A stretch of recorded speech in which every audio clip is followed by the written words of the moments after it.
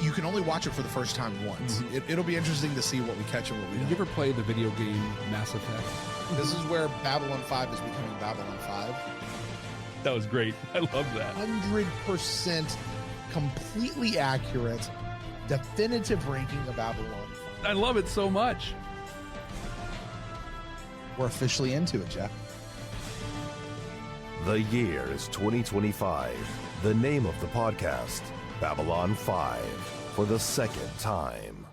Welcome to Babylon 5 for the second time. My name is Brent Allen. And I'm Jeff Akin. Brent and I used to be Star Trek podcasters, and then we watched Babylon 5 for the first time, and, well, everything changed. Now, we're watching this incredible series for the second time, catching all of this stuff. There's no way we could have possibly caught the first time around. But don't worry, folks. We are still searching for those sci-fi messages that we find in the series.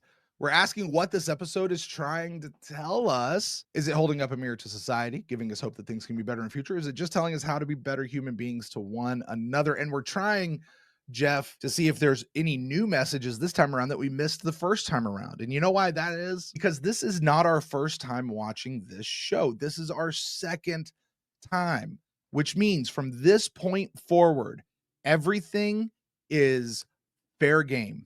Anything from any point in the franchise, we can talk about it, whether it's part of the show, outside of the show, it doesn't matter. There are no spoiler rules to this show whatsoever. So if you have never seen this incredible series for the first time, please stop this video right here, right now. I would never ask you to do that under any other circumstance. Stop the video right here, right now. Go back and join our first watch. Get your first watch in, and when you're done with that, join us for the second watch, because I promise you, you're going to want to watch it for a second time. This week, Brent, we're watching the episode All Alone in the Night for the second time. Do you remember what you thought about this episode the first time we watched it? No. Here's what I remember. Okay. All right. I remember that after Gropos, season 2 took off, and we are now after Gropos. So I must have liked this episode. That's what I remember. But if you ask me, hey, what happened in All Alone in the Night? I got nothing for you. Wow. Nothing at all. Could not tell you one little thing. I don't remember outside of I must have liked it because it was after Gropos. How about you? I loved this episode. I remember we got so into it. There's this like dreamlike scene with Sheridan, and we just got all, let's dive in. It's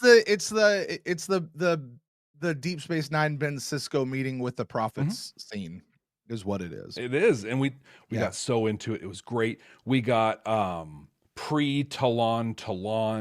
There was so much in this episode that I just thought was fantastic. I remember absolutely loving it. You know, Jeff, the only reason why I can tell you that what I just said is because I went back and actually listened to our original episode and refreshed myself on what this particular episode was about.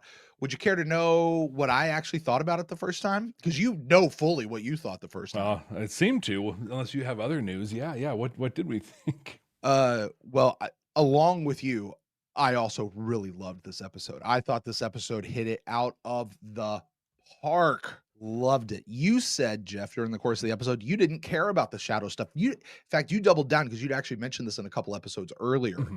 You said, I don't care about the shadow stuff anymore. I want the Earth stuff, the Earth conflict. Wow. That's what you wanted, and you loved it because that's what this episode was all about, was the Earth conflict. You know, that makes so much sense why I was so disappointed in Endgame when we got there. I was so invested in the Earth storyline that I guess I wanted the big bang, the big wham that the shadow storyline was all along. That makes a lot of sense. So it turns out that the shadow stuff was Mordor, the Earth stuff was Isengard. You know, like both they're it's a thing. One's clearly the climax and the big push. The other one is the secondary mopping up, right? Yeah. You said you didn't think we would see the Stribe again. Did we ever see the Stribe again? Nope. I think we did. We saw what we thought. We did. It was like a flash of them or something. We saw like shadow version. Did we ever decide if the Stribe are part of the minions of the shadows? We operated on that assumption, but it's one thing I'm actually really looking forward to when we get into those episodes to see what JMS says about that. You did think apparently there's some head device in this particular episode. You thought we would see the head device again. I don't remember that. Apparently we didn't see it ever again. You guffawed, Jeff. You had your mind blown at all of a sudden. There's 3 caste in Minbari society. And I was like, yeah, Jeff, because several episodes earlier, I was like, Jeff, I had some stuff spoiled with, like, it's not really a major spoiler, but I found some stuff out. And I gave you the choice if you wanted me to tell you or not. And you said no. And this was the thing that I was like, I know that there's 3 caste in Minbari society. There's a worker, a warrior, and the religious caste. So I'm glad you said no, because I really needed the marking of when did we as a viewing audience first get to know, not when JMS said it on the interwebs or anything like that, but when did the show first tell us? So you also had a theory, Jeff. We both had theories in this one. You had a theory that General Haig, or Guy General Haig, was a bad guy. Oh, probably because he's played by Robert Foxworth. It doesn't help his case at all. I said no. I said absolutely not. Haig is our like guidepost. And here's what I said. I said he's our General Hammond. You had no idea. No clue. No idea. No idea. It's a high bar, by the way. That's a very high watermark. And hey, listen, let's look at him and go, is he General Hammond level as we go through this? Is he that kind of a guidepost, right? I really liked the episode. I said that I was really eager for answers, and this one left me just not on a cliffhanger. I didn't think this was going to be a cliffhanger, but it didn't answer the questions I wanted it to answer, but it answered a lot of other questions. So I was kind of upset, but I was also really happy and satisfied with this episode, which I think is how you're supposed to be about this point of any story. Yeah, that's how you are through a lot of the episodes. Yeah. And that's good. Right. Which that's a mark of great writing. I also believe, Jeff, now correct me if I'm wrong, this is in our notes. Isn't it from this point forward, Council Chamber? Hello to our Council Chambers who's joining us live for the recording. You might hear us reference them every once in a while here. Council Chambers, correct me if I'm wrong. Outside of that one anomalous episode in season 5, this is where JMS takes over full-time writing duties of Babylon 5. I believe. I think this is it. From this point forward, he is the writer of every single episode. I think you're right. They're going to, in 3, 2, there it is. Oh, nope. Andrew, dude, he said hello. No, that's a yes or no. This is a yes or no answer. Not yet. Okay. 2 more non-JM episodes this season. All right, fair enough. You guys let us know when we get there. I said that this was my crew. Looking at the Sheridan, Franklin, Ivanova, Garibaldi, like this is my crew. Yeah. You know? Yeah. And I said, I don't need this crew holding back secrets from us anymore, because there's apparently like a spot where they get right up to telling us and then they cut.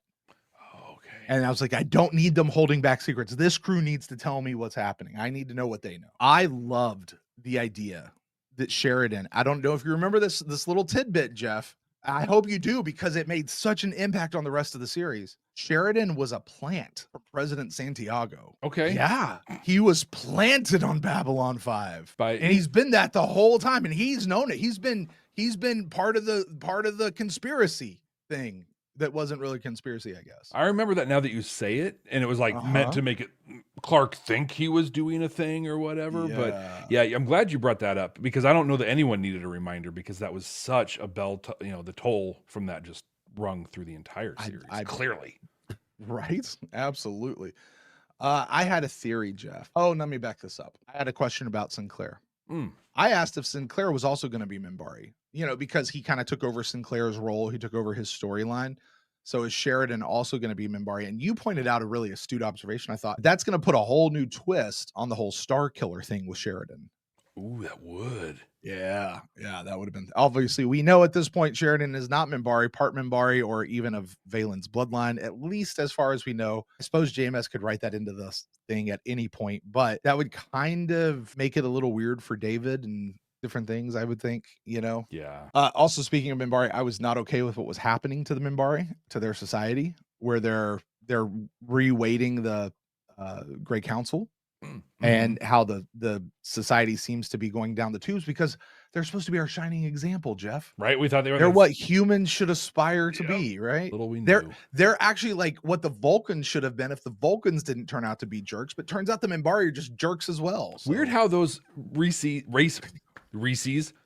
how those races, those species who we hold on high really have their own development to do. Maybe there's a message in there somewhere. Maybe. We get a one-off character that we meet.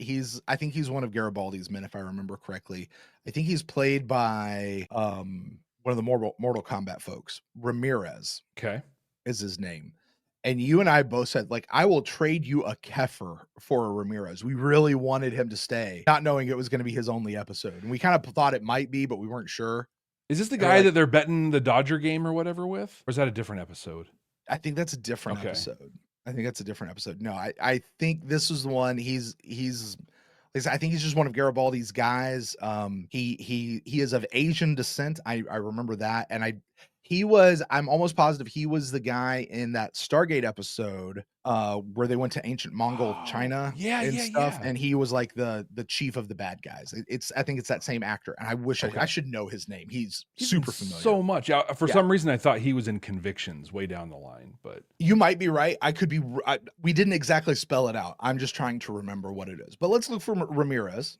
Nia's saying that I'm right in the Council Chambers chat that in Convictions season 3, the guy in the bomb episode, that's who I'm thinking. You're thinking of, and then so we'll have to find out who Ramirez is, because you and I loved this guy, and wanted him to be around for a very long time. We said we would trade a Kefir and a Natoth to keep Ramirez. A season 2 to Natoth, right? Like, let's be clear. Well, yeah, because you're also like, we've only seen her in one episode this season. Where's Natoth? We had no idea where Natoth is. Turns out we now know Natoth is in a Centauri jail cell. Not yet. Or she's battling something somewhere for right now. We don't know if she's caught yet or not. All right, I had a theory. Okay. I had a theory because the Stribe come in, they do the things with they do the claw thing with their ship, and they go up, and there's all sorts of stuff happening. My theory was this: the shadows, the nature of the shadows, what the shadows really were, was not this organic alien species, but that the shadows were alien tech. Were the organic tech. That's what the shadows were. It's the organic tech, I guess, gone amok. Mm-hmm. And that's what the big war is going to be. So I'm going to call myself, I was 3/4 of the way right on that one. You and I both agreed in this that the Narn Centauri War was just the appetizer for what we were going to get later. Mm-hmm. Nailed that. Saw it coming. But then we said we would do something, Jeff, and we never did it. Oh, no. We failed. We said we're going to commit to doing this. I committed us to doing this, actually. And then we moved on. So I'm going to recommit us to doing this. Yeah. With full awareness, we may just move on and this will not actually happen. But what we were going to do was we were going to take the video of the vision, of Sheridan's vision, and we were going to do a full, like, shot by shot, scene by scene breakdown of that thing and really look at it and see what's going on with that deal. Have I got some good news for you, my friend? Oh, no. Tell me. Just wait till I get to do my part of this. Awesome.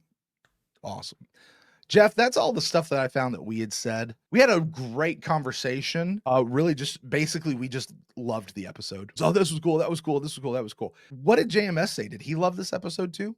He really did. There's a lot in this one. And a lot of this I'm going to save for during the episode itself, including breaking down that little vision sequence, because Brent, I have from JMS's mouth, the maker's mouth himself. Okay. What all the stuff meant in that vision. And so we'll break it down after we watch it. Great. But he says, in a way, talking about the dream, in a way, there are several Sheridans in that dream, signifying changes currently in the works, changes yet to come, messages forthcoming or unrecognized. It's a very reflective dream, which will grow clearer the deeper one gets into the show. You'll see at least one piece of Sheridan's vision decoded before this season's end. Okay. Remember Sheridan in A Distant Star saying that he was feeling beached and abandoned? His unsureness in taking on this post. What if it was a mistake? A number of his actions come into a clearer light once you know he was, in essence, checking everybody out and putting on a hard, I'm a nice guy kind of attitude on purpose. This is a really Sheridan-centric show. One of the themes in this show overall is how you face life and how you face death. Ramirez, our guy, faced his honorably. In the end, honor and dignity are all we have. Found this to be kind of interesting. Kosh's voice starting to carry some emotion. He says, starting right around All Alone in the Night, or maybe one before, maybe one after, the memory fades, I took on the job of directing the voice sessions for Kosh. He was moving from a neutral delivery to things that had to carry specific emotions and implications for the future. Nobody else knows what all that stuff means or what it is, so it naturally fell to me. Me being JMS. It'd be weird if I was doing that back then. This I found so fascinating in so many ways. There's all these phrases that we use as part of the fandom, and we're just like, oh, that's a thing, right? That's a thing. Okay. I love the origin stories for him. He says, this episode was meant to be an all-American, toe-to-toe, beat-em-up sort of thing, lulling the audience into this false sense. And then big stuff creeps up and hits you like a 2x4.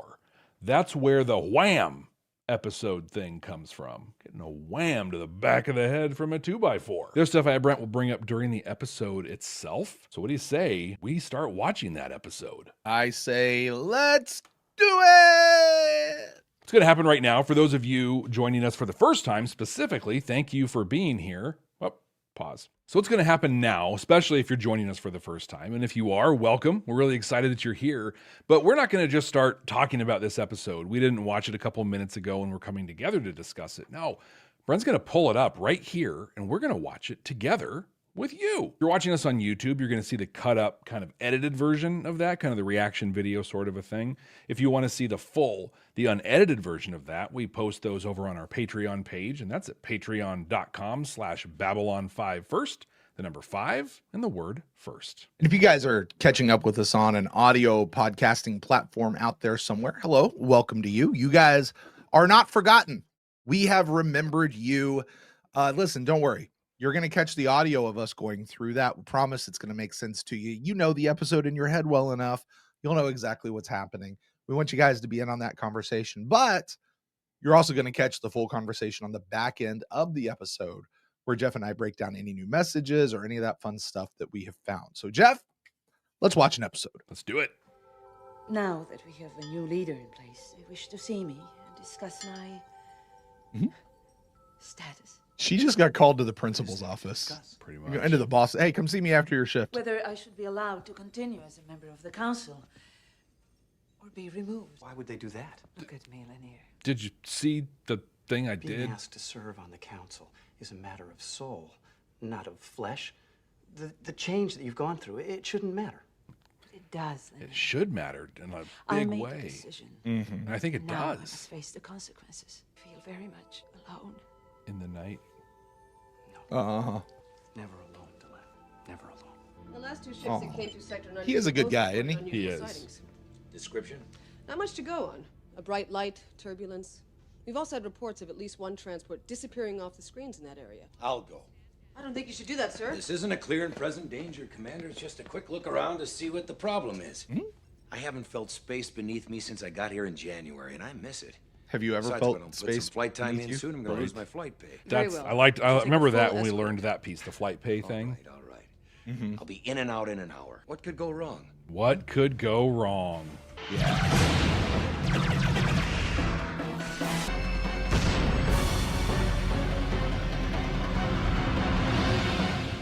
Marshall Teague, credited in this episode as the Narn. The Narn. Have I mentioned recently how much I appreciate you, Lanier? Not really. But it will give us something to discuss on our trip. Okay, there's a scene coming up later. That interaction right there is foundational to the whole thing. Okay, fair enough. I'm gonna say this right now. That is the moment right there. Lanier got friend zoned. I've pulled together your escort, Right. Captain. That's the We'll meet you in moment. front of the Uh-huh. nine Like, half. He will Good. never get out of that Anything zone. else? Yes, sir. We received word from General Haig's office that he'll be arriving earlier than he had thought. ETA 1800 hours. See you when I get back. I love how excited he is right now. And then, like, oh no.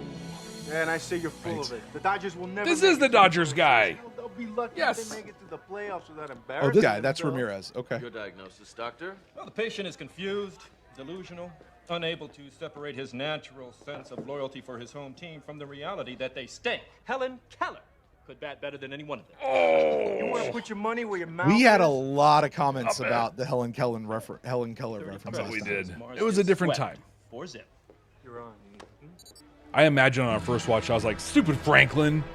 Who does he think he is Your tweeting escort's somebody like amazing. that and saying those things? Commander, finishing You systems weren't, check. but you might have been that internally. Ready for launch. You're clear for drop. Watching him now, I was Happy like, hunting. I like that guy. I will wait, and I will pray for you, if you would not consider it presumptuous. Yeah, no. Go ahead, have a seat over here on the floor. Until later, Satai, Delenn. Okay, stop. Survey 1 to Survey 2 and 4. So episode 2, episode 3 of this whole show. Delenn looks at him and says, don't call me that name. Don't say that. Specifically, don't say that here. Yeah. Right? Presumably, he has not called her that since. Right. There may have been some private interaction in the quarters or something, but I kind of doubt it. This is the first time he's called her that since that. That's a significant thing on his part to say to her. Like, for how he's building her up. Like, he is her, like, hype man. You know what I mean? Yeah. And he's like, I am here. And he, like, what I love about that is she's questioning whether or not she's going to get to stay on the Grey Council, right? He's reminding her, hey, this is where you are. You're on the Grey Council. That's who you are right now, Satai. I love that. I rolled it back because I want you to listen to his voice as he says it, because I think it proves your point. There are a lot of layers of emotion in how this line is read. Satai, Delenn. Did you get that? Yeah. Oh. Yeah. But he also, like, it's a she starts walking away. He like calls after her while she's already down the hallway a little bit. Spectral analysis, radiation, all looks normal. It's like, yeah, that's great. We'll see you later. No sign of debris. I love you. Do you want to go out sometime? Oh, you already left. No, I guess not. There's nothing much to see. The hell? Uh-oh. Evasive action. Evasive action. What kind of ship is that, Jeff? That's the Stride.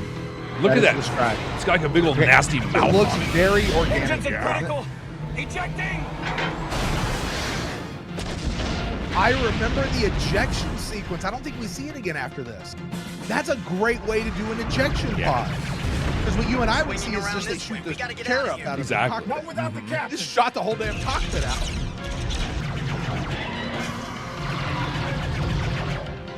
Yeah, I think this looks evil. It's like a living doomsday machine. God, Ramirez in the heat of battle. No, we got to go do this. Captain! The one left alive to tell the story. They're going to die How long until the radiation painfully. reaches terminal levels? But seriously, why wasn't this Keffer? Where was the actor? Why Communication you brought system? him in for this specific reason? But I tell you what, between the acting and the writing, they did such a good job because, like, we're emotionally invested in this guy, and we just We have to met him. head back. Tell him what happened. It's the captain's only chance. Redirect maximum possible energy from life support to system controls. You know, it does make me wonder what would have happened. Set for jump gate C. What would have happened if JMS hadn't been so opposed to Keffer? Yeah. If JMS would have embraced him and rather than just do everything he can to jettison him from the show, like he could have there would have been some more opportunities for him to be used in a really significant way, even if he still met the same fate at the same time. Yeah. The same end, you know. He could have been used a lot more. You almost kind of got to feel bad for the actor as well. I was just thinking that, you know, but also the actor got paid for his time, although probably not that much. Yeah. You know, his residuals for the episodes are probably, those checks probably aren't rolling in, I would imagine. With the exception of like one, he's not in any real bangers. Like, right. Well, maybe a couple. Point start. But yeah, Ramirez, he's a hero. I mean, this is Sheridan. I mean, Garibaldi. This happens to Garibaldi in a couple seasons too. Pretty much, except it's Psychor that does it to him. It's true, but still.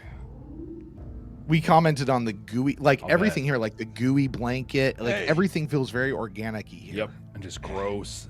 Hey, Yeah. anybody Slimy. here? Shut up. My name is John Sheridan, Captain, Earth Force. That's not the thing you wanted to see come out of the seal. John Sheridan. No. Captain, Earth Force. He's a little creeped out. Yeah. I feel like And you he just should turn be. your head and take it to the side. Like, you're not getting in my eyes or my mouth. I'm entitled to a hearing.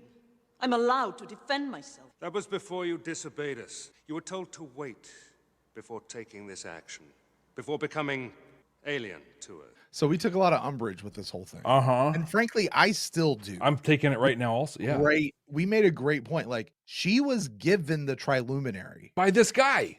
The whole thing there is, here it is, go for it. Mm-hmm. Her whole impression, I did this with the blessing of my government. Yeah. Which meant this guy. And now you're rescinding that and just hitting me upside the head with this? Come on now. Suzanne with a good call out. It's Ethan Rain. You'll know who that is. Your contact with the eventually humans from has Buffy. changed more than your appearance.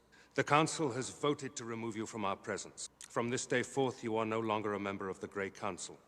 No longer Setai. I'm sorry, Delenn. I like that mix of like sadness and righteous indignation and anger. To Babylon 5? Right. My position as ambassador is separate from my role as Setai. We are still debating this. It is your right to make a statement before the 9, if that is your wish. It is. Thank you. Yeah, you're not going to May want I to see the ask, 9. No, you Who don't. was chosen to replace me? You don't want to know. I will convene the 9. When we are ready, you will be summoned. Oh, I've been corrected by the council chambers. Thank you. This is a warrior caste guy. We had a religious caste Don't know guy word from before. Captain Sheridan. We can't Sorry, raise any of them. Minbari all look the same to me. One ship. You could at least tell me what you want. Can I though?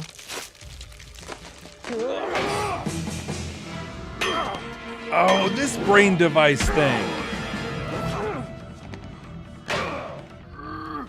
Yes, Jeff, that is a Drazi. You weren't sure. First time around. Looks like a Tusken Raider. It does. It's truth. The thing even looks like a keeper on some level. I'm going with the Striver, part of the Shadow group. Yep. Oh. And they're testing out some technology they put together. Yeah. I love that he's got the sword.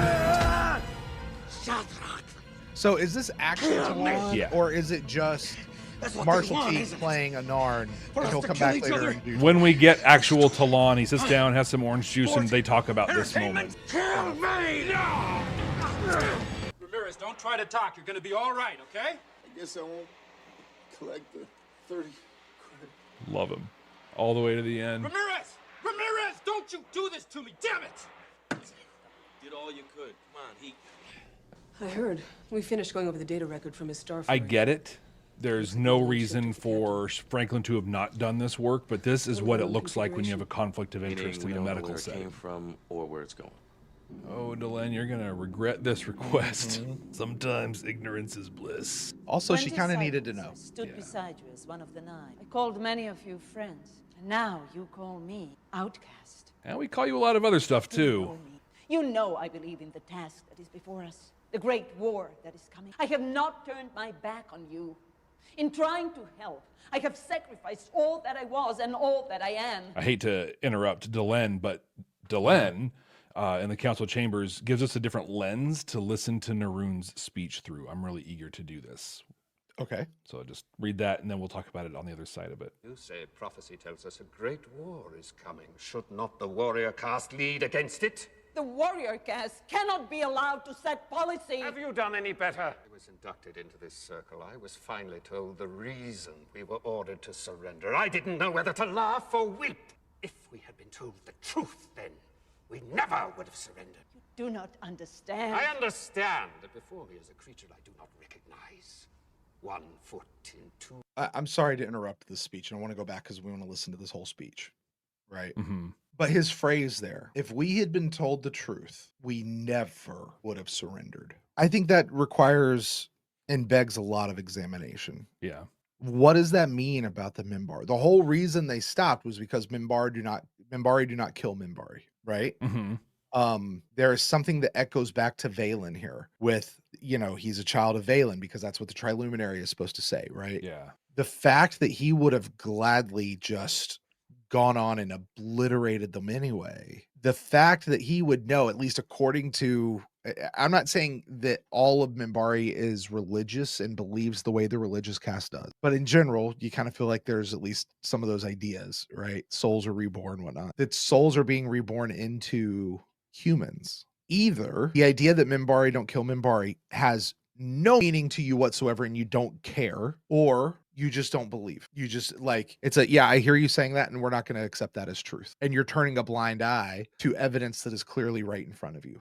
I don't know. That strikes me as so interesting there, Jeff. I think that we see throughout the series that the warrior caste would totally harm other Minbari if it weren't for this societal stricture put in place. What I think happened was Valen showed up, right? And the Minbari were fractured. They weren't great. He brought them together to prepare them for this time. He set the whole Minbari don't hurt Minbari thing. And then it was just kind of like held in this almost abeyance for a long time by the balance of the council. Mm-hmm. In the last couple of years, we've seen, and in the beginning, that everything that Valen said is starting to lose a lot of its luster with most everyone, except for like the bigger names in the religious caste. They're just like, yeah, this whole Ranger thing, this whole Anla'Shok thing is kind of a joke. I don't think this is, and they're slowly cutting it up. When Sinclair comes in and takes on the role of Ranger 1, Naroon specifically is like, no, you got to do this stuff. Or I'm going to rub your face in these traditions. I don't believe in them, but I'm going to rub your face in them. Like they weaponized it. And so I think like what he's saying here is if we had a choice in the matter, who cares? Who cares? They're Earthers. You have this mumbo jumbo that says they have a soul, and this other mumbo jumbo that says that we don't hurt other men. No, we're gonna finish this off. Yeah, I don't think they believe at all. They being a very general statement, right? But right. But how does that change? How does that undermine everything about how they've set up their society as a whole, but also how the warrior caste operates, their own rules that they operate by? Mm-hmm. Like it feels like I hesitate to use the word slippery slope, but it feels like this is a really slippery slope toward just abandoning everything that you've held as true as a society and as a caste. We see that happening though later on in the series when the Civil War occurs in those two episodes. But we see a lot of that pop up. Everything that we've been taught, we warriors have been like, no, this is garbage. The only reason we're holding our end of the bargain is because this is the tripod that our entire society is built on. But the first opportunity we get, we're burning this mother down.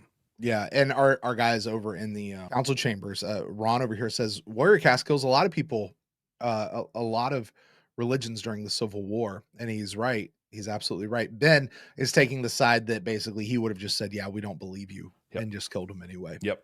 That's kind of where he's going with that. So Delenn also mentioned everything Naroon says is right up until we would have killed them anyway. Yeah. Like it all tracks, you know. Mm-hmm. Makes sense. So anyway, let's go back. Did you wind this back just a little bit? Because I want to make sure we're capturing this entire speech. Yeah, I want to get this here. And specifically, I want to put the lens in place that Delenn did for us. Okay. We're going to hear this speech, and this speech was written in terms of Delenn being part Minbari, part human. Okay. Delenn, who we know and love, is hearing this through the lens of he's talking about people that are trans and the trans experience. And so it's a fascinating lens. I'm going to listen to it. I know I didn't the first time around. Yeah. And just for this, Jeff, you and I have this role. I don't know if you fully adopted it, but you've followed it at least as long as you and I have been together, is we do our best not to comment. Right. Or make declarations about things that you and I have no experience with, and being trans is not one of those things. Right. So this is where just wanting to point out for Delenn, this is what she has experience with.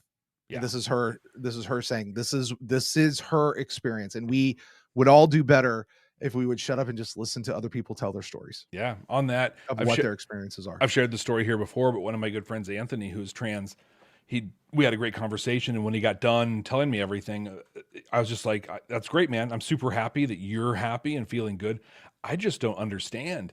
And he looks at me and he's like, yeah, because you're not trans. Yeah. And I was just like, oh, that makes so much sense. And so now I listen, learn, and allow others to have the experience. So, all right, let's do this. 1 foot in 2 worlds. You are an affront to the purity of our race. You have no home with either of us. So please, act out your fantasy. Be our go-between. Return to Babylon 5 and stay there. So much vitriol in that. That's so ugly, right? In the council chambers chat, I said Naroon is basically the comments in a Facebook post. Sit tight, Delenn. Only Delenn from now on. Very soon now, I will be going into darkness and fire. I do not know if I'm fated to walk out again. If it is your choice to come with me, then I could not wish for a better, a braver companion. Yeah. Oh man, it just keeps stacking up. I remember watching this the first time and thinking, like, what a great mentor. It's popped out of hyperspace twice more, long enough to attack ships from 2 different species. It's almost as if it's collecting specimens. Well, that helps. The Agamemnon, the captain's old ship. Well, I thought they might be interested in lending a hand. She's the fastest thing in the area. If she can't catch that ship, nobody can. Well, we've got the power. All we need now is the target. the times that we see the Agamemnon pop up. Uh-huh. It's kind of interesting. Are you saying that because you know something you're going to be pointing out to me here in a minute, or is No, that just an observation Jeff is making? Just an observation. Like later on, like during the Civil War, when it shows up, and we just keep waiting for it to be like, oh, it's a trap. Okay, here we go. Do you know who I am? The man in between is searching for you. The man in between. Is that Lorien? Just watch right now. Okay. I'll roll it back. You are the hand. Why are you here? We were never away. For the first time, your mind is quiet enough to hear me. Why am I here? You have always been here. Okay, I'm gonna roll it back, and then. Okay, what is the thing on his neck? He talks about that in the first episode. Talon sitting there when we get to the end of this. The little crash He's got pad this thing on his neck. We're like, what is that thing? Ivano's makeup is great. Do you know who I am? With the Raven. So, and also, this is from the maker's mouth himself. This isn't me making stuff up. Okay. Ivanova with a crow raven on her shoulder. In Norse mythology, these birds bring news. This was setting her up as the voice of the resistance. Her "Do you know who I am?" had to do with her being a latent telepath. So real quick, when is JMS saying all this? Do we know? Does it have any reference to when he, like, I assume this is after the show was done and had aired. So I got this out of the script books, which were published after everything went. I don't know when he made all the commentary in it or not, though. Okay. Yeah, you're talking to, you got it. It wasn't in the script. It was like in the little blurb that he writes before each one. Yeah. Okay. All right. Finally, those things are coming in handy. Thanks. Was it Andrew? It was who gave Andrew, that to us? yeah. Thank you, Andrew. He turns into a red light. That has to be significant. Look at that face. Okay, Sheridan Brucey. looking down at himself, looking up at himself. Uh-huh. This scene is mirrored in Sleeping in Light, and he walks into this same corridor, and we see the exact same scene play out then that we're seeing now. No.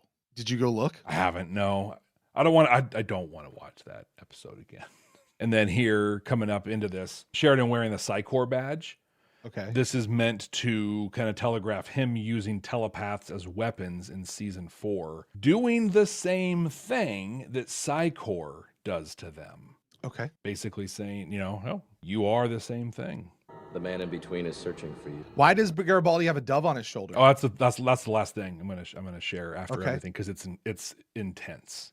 Like, okay, that's the mind blowing thing I think in this. Okay. So the man in between is searching for you. He says a little bit of it is Justin, but really it's Sheridan himself. When he's with Lorien, he points out that Sheridan is in between the ticks and the talks. The Sheridan he will become is looking for him and is waiting for him. So who is the Sheridan that's up in the rafters looking down? Is that the Sheridan who he will become? That's the Sheridan who will use telepaths as a weapon. Okay. You are the hand. He just said that is pretty self-explanatory. I'm like, I vehemently disagree, Mr. Straczynski. That is not self-explanatory at all. Why are you here? We were never away. For the first time, your mind is quiet enough What does to Kosh hear have in me. the upper right-hand Why corner am of I his little here? thing? You have always been here. So this is kind of nuts, I think. Okay. You have always been here as a comment on quantum physics and the fact that all Sheridans are equally real at the same time. Okay. So that's the vision. Now the big thing. Why did Garibaldi have a dove on his shoulder? Hold on. Okay. You're not going to get away from a quantum physics comment With just you. because the thing is quantum physics has to deal with your atoms. And what he's saying is that all these different Sheridans, collections of atoms, all exist at the same time, which in a quantum realm, there's a weird theory out there right now that whatever, but that there's only actually one electron in the entire universe. I've heard a little bit about it's literally everywhere all at once. Mm-hmm.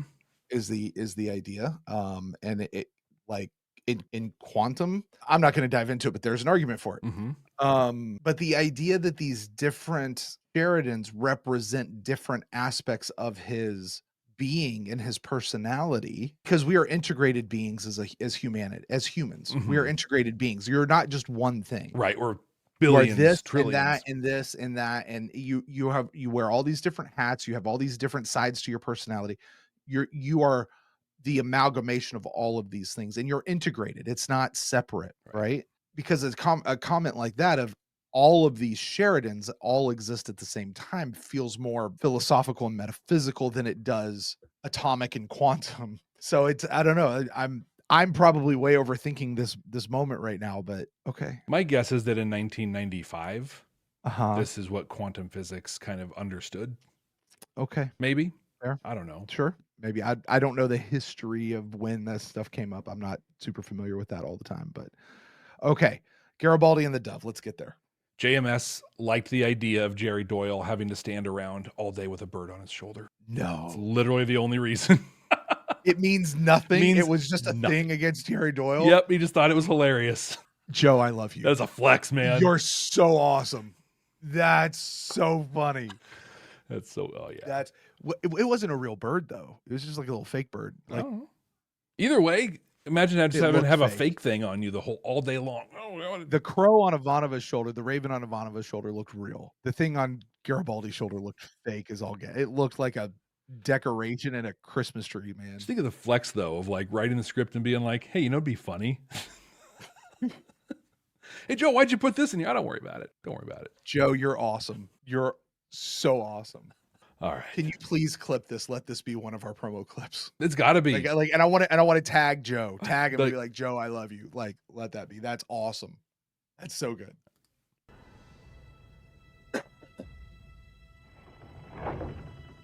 Okay, that neck thing's weirding me out though. Yeah. It's like a crash thing, right? It has to be. It's part of his like parachute thingy or whatever. Yeah.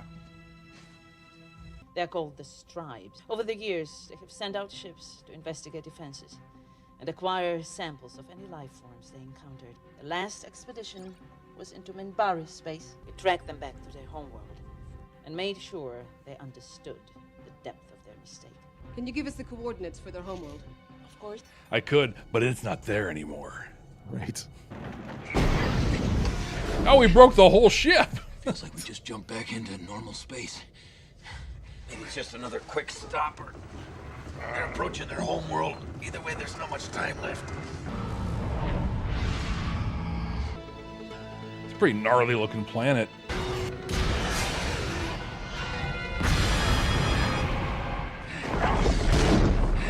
That's a good sting right when the laser hit.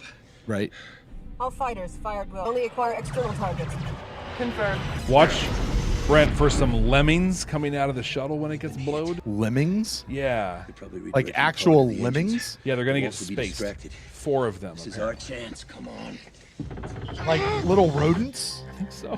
This is Ambassador Delenn of the Minbari. If you remember our last confrontation, you will release your prisoners at once. This is the best Delenn. Agreed. Yeah. Pissed off Delenn. We need more of her. Oh, from the video game. Lemmings from the video game. Come on. You can't die on me now. No. Sheridan is rescuing the future head of security of Babylon. Is he? Wait, he becomes head of security, right? Yeah. Like a general alarm. And he becomes No, he's just the Narn ambassador. Yeah, that's all right. Because number 1 becomes the security person. Yeah, that's what it is. You can see the set. I know. Like, oh my gosh, these guys. Okay. I told you to wait for me. I'm just gonna say this: the Gray 17 monster, the weird Drock monster that was all fuzzy, yeah, and the infection monster, and then this thing that just walked on screen. This guy, yeah. Out of the 4, that is by far the worst. That's the one you should have apologized for, Joe. Right? He just literally went to the Spirit Halloween store. That's put this on. Gosh, like look at this fake looking Stargate right here. That's bad. Yeah. Survival pod. Survival. Ben says the stream costume feels like he's in the Mars 2112 restaurant in Times Square. Is that the lemmings? Yeah. I can kind of see him. It's kind of fun. I love her phoenix on her helmet. Yeah, a little bit. Dude, hey. Ivanova's symbol is a phoenix, a bird that dies and rises from its own ashes. How often do we see Ivanova die, whether metaphorically or actually physically, and she rises again? Oh, live in her truth. We see it at least once in TKO, right? There's a breaking there and she rises again. We see it in her history of stuff that happened with her mom and then her brother and that kind of stuff. But even later on, when she takes a bomb to the backside, and Marcus goes in there and he heals her up and she comes back. Like Ivanova's a phoenix, man. Ivanova's the last in jal'Zha. Yeah, exactly. She never dies. Never, ever. Or at least she doesn't stay dead. She's Jon Snow. Sorry, did I spoil something for folks? Those arrogant sons of... Take them down! Dude, those Earth Force cruisers are no joke. Does she know that Picking up a signal. that Sheridan and them got out yet? I don't think she knows yet. 3 dots, 3 dashes, 3 dots. SOS! Hold your fire! It's the captain! She squeezed a lot of an emotional roller coaster in a tight little blood container there. 4 broken ribs and some internal bruising, but he'll make it. What about Ramirez? Made it back, but we lost him. Radiation poisoning. It doesn't make sense, does it? I mean, why am I still alive and he was just a kid? It's not fair. No, it's not. It's not at all. Death never is. So there's some conversation in the chat, Brent, about the Phoenix on her helmet. Okay. And it was brought up that it, and I always say your name wrong, but Calinicus thought it was the double-headed eagle from the Russian coat of arms. So I looked to the internet. Read literally the next comment after that. It's great. It's awesome. Hard to tell. Phoenix is good too. And it is. And then the one right after that. Sorry. Yeah, dang it. Oh, yeah, you already got this. So, yeah, put it up. I wasn't going to say it in the show into a microphone. I will. I'm just gonna let it be. But you're going to dime me out. I All am, right. totally. All right. It's the seal. It's the seal of the Empire of Russia. Also, Phoenix is good. Yeah. Yeah, we'll stick with that. I like it better. You have always been here. He's like, mic drop, bro. Not everyone back home buys the party line that Santiago's death was an accident. Really? Yeah, well, lately I've been having some real second thoughts about this myself. If Santiago's death was an assassination, we're talking about a military coup here. Not entirely, though they probably had some support from within the military, the intelligence community, the Home Guard, but they're not the ones calling the shots. It's Psychor, isn't it? Probably. The trick is proving it. Now, we have to proceed very carefully back home. If we go too far, too fast, we'll be noticed. Babylon 5, on the other hand, has military, intelligence, and civilian sources to draw upon. Now, since they think you're on their side, they won't be paying as close attention. You're making an awfully big assumption that I'm on your side. Ooh, that's a good point. What makes you think I won't turn you in the second you walk out that door? Soldier's record tells a lot about a person. Not just what he's done, but how he's done it, and why. You're a patriot. You believe as I do that when we put on this uniform, we took a solemn vow to protect Earth against threats from outside and from within. Mm-hmm. Foreign and domestic. It's a difficult decision. You risk losing your entire career if you say yes. Worse still, now that you've had a chance to evaluate your staff, you have to decide if you can trust them enough to bring them in on this, knowing that you're putting them in equal jeopardy. Oh, I remember. It's not much reward for being trustworthy, is it? But it's time we stopped reacting and started acting. Now, in 20 minutes, I'm getting on a ship and heading for Earth. I'll try to feed you as much information as I can, when I can. Your cooperation is essential if we're going to take back our government. It's that soundtrack, that little swell right there. I need your answer. Real subtle, but right there. I need it now. I love that we don't get to hear what his answer was. I remember that drove me just nuts the first time around.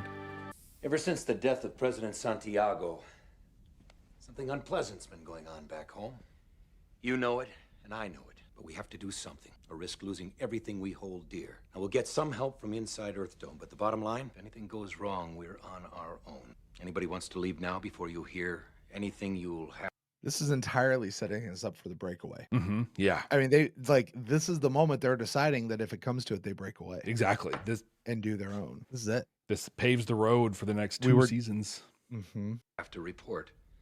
Do so. Nothing will be said. I'm in. Ditto. Hey, I never did know when to butt out. We're with you, Captain. Wherever this goes, however it ends, we're with you. And I like how they delineate being loyal to Earth and being loyal to Clark, right? That starts in a real way here also. Yeah. So we just got done, Brent, watching All Alone in the Night, and there's a thing that came up in our Council Chambers chat we have to interrogate right now. Yeah. We all know that Kefir, after he died in a shadow attack, actually I think it was well before he died in a shadow attack, but I'm wanting to tell this fun story.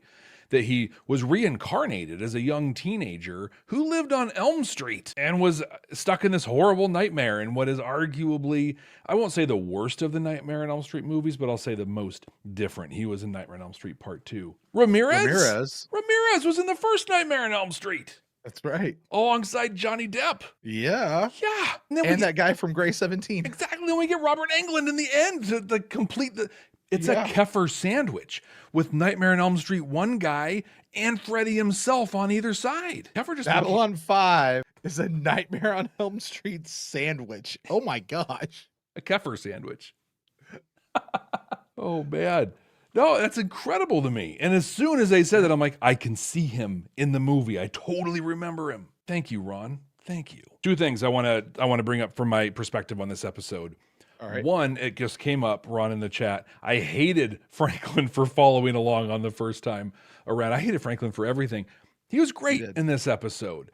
Like I said it during the thing. His reaction to Ramirez in the thing was because it was a total conflict of interest, but it's not like there's a whole bunch of other options there to take care of somebody in an emergency. Right.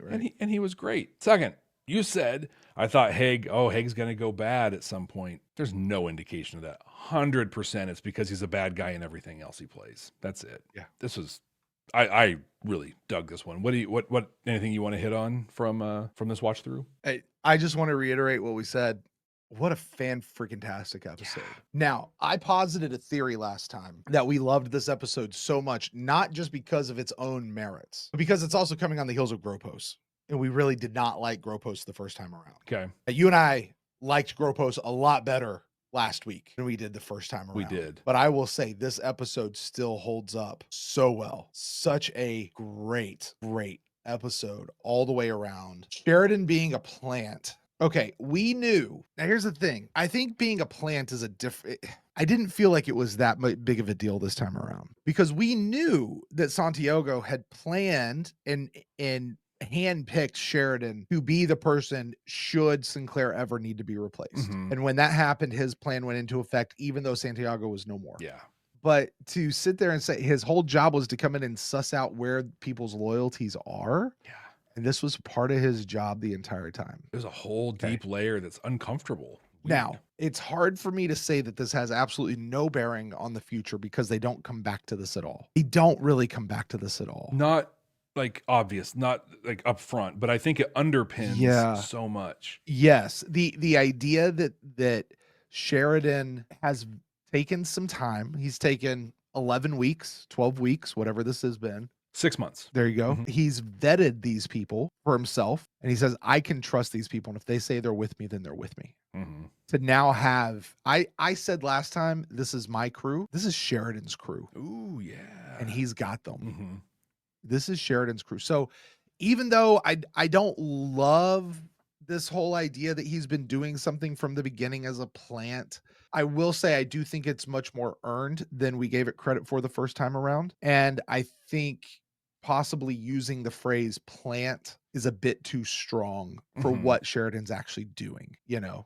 And we've really seen it the whole time. Like we've known this is what's up. Yeah. The show has played fair with us. I will say that. I agree. It's interesting. You know, I agree with the plant being a strong word because I think what happens a lot of times is people are put into leadership roles and they're given jobs to do that just no one else. Hey, this is between you and me. I need you to do this and do that. And also do this and make sure you're reporting that direct to me for these reasons. Or you know what I mean? Like this isn't totally out of left field. I think this is actually a very, I don't want to say standard thing, but it's not an uncommon thing at all. It just feels really big because we know where this is going and what a huge like flag planting this is. And like you said, from here, you either get blowed up or you secede from the Earth Alliance. Those are the only options moving forward. Yeah. Nia says over in the chat, this was Sheridan's secret mission, which if you don't understand that joke, go back and watch our for the first time. Yeah. Particularly, I'm going to say early season 4. Ish, right in this there. First couple episodes of season 4. Jeff and I, well, Brent specifically, but Jeff and I were having a bit of a secret mission lookout. We had questions. That's all. Yeah. About messages, Brent. Honestly, Jeff, I was so into the stuff of this episode, what this, like, where this episode's tying into the entirety of the series and where we're going. That's where my brain was at this whole time. I didn't even think to look for messages. So I fail in my job yet again. Yeah, because I was like, breaking down the vision and doing all those other pieces. So I don't know that I have any. I mean, I'm sure I could sit here and think about it, but I wasn't thinking about it as we went through. Yeah. How about you, Jeff? What do you have? I have a feeling that we talked about this in the first time viewing, but Sheridan and Talon, right? Talon was trying to kill him straight up, and we knew pretty early on that he was out of control, and Sheridan beat him up pretty good, but like they sat there and they talked. They found common ground. Together they were able to escape, and what we now know is this puts Talon on a path where he ends up arm in arm with G'Kar, changing Narn society. He ends up the Narn ambassador on Babylon. Like, it puts him on a path, and it's really because in what could have ended like Sheridan and the Drazi ended a little bit differently, and there was communication and respect that happened. That's what I got out of this one. Well, Jeff, messages being what they are, and we could certainly pull a bunch more out if we really just sat here and tried to go for it. But things we don't have to just pull a bunch out of, things we don't have to go for is something that is objective, not subjective at all. That would be our 100% completely accurate definitive ranking of season 2, Babylon 5, for the second time, because the first time, honestly, is just a different watch. It's a different set of criteria, different category. This is an all new one. Jeff, I'm curious, you get to place it this week. Where does All Alone in the Night land? Our current top 5. Gropos sneaks into the top 5 out of last week. My gut feeling is it'll be the only week it finds itself in the top 5. Number 4 is A Race Through Dark Places. 3 is Geometry of Shadows. 2 is Soulmates. And 1 is The Coming of Shadows. Jeff, first of all, where did this land in our first original viewing? And where are you placing it now? If you want to flip-flop the order that you're going to do those, please feel free. Well, I'll say where it was. It was the first time around. It ended in position number 6 on this season for us the first time around. Just under The Fall of Night and just above Divided Loyalties. Okay.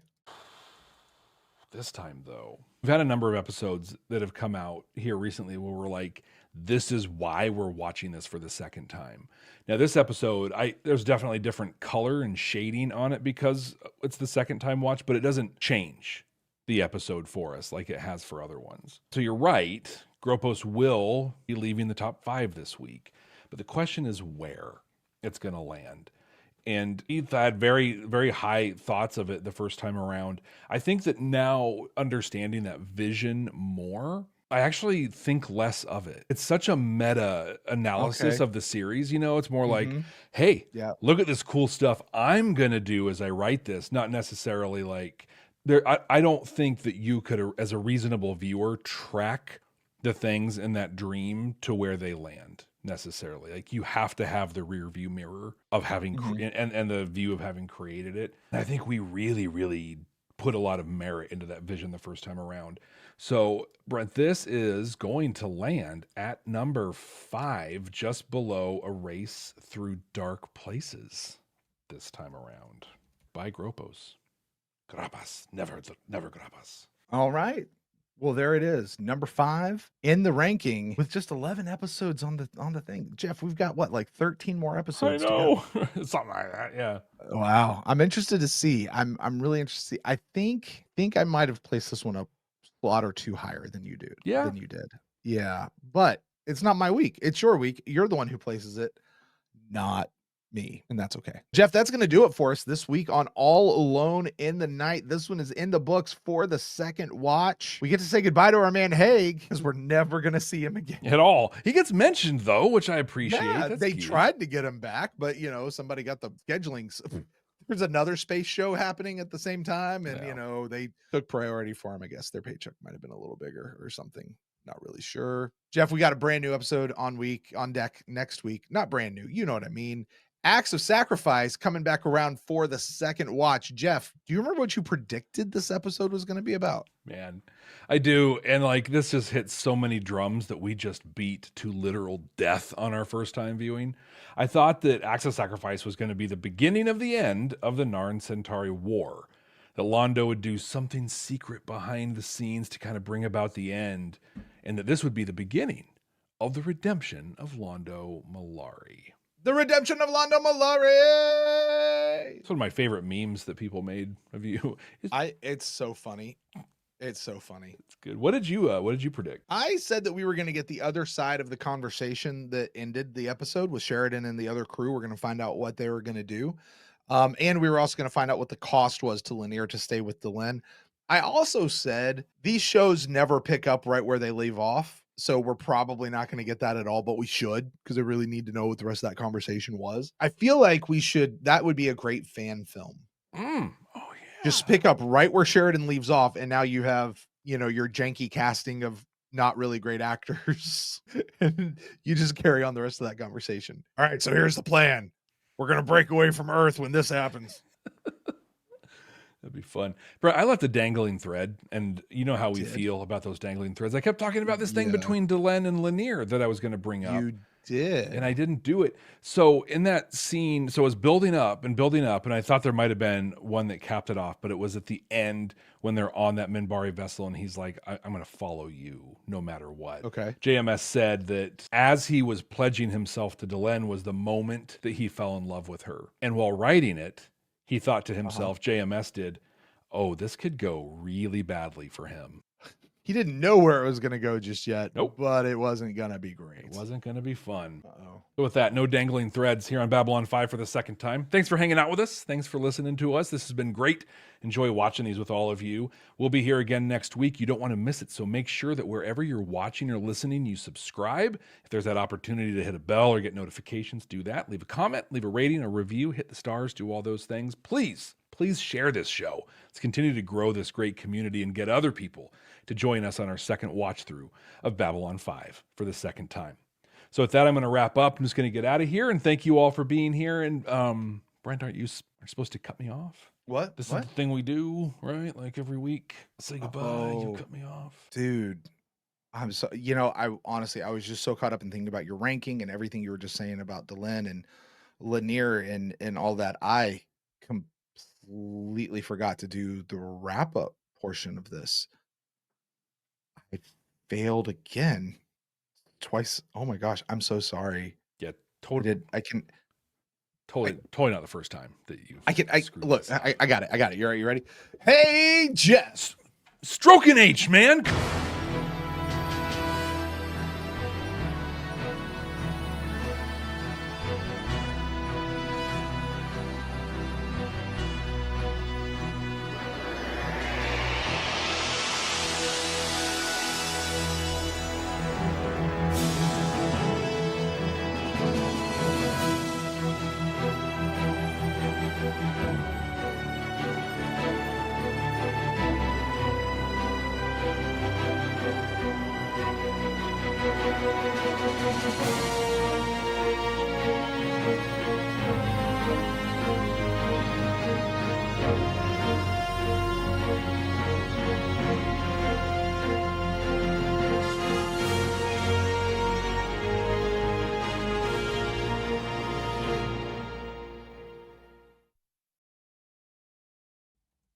Jeff. Yeah. From now on, every episode ends with stroke and H. That's such a great one, man.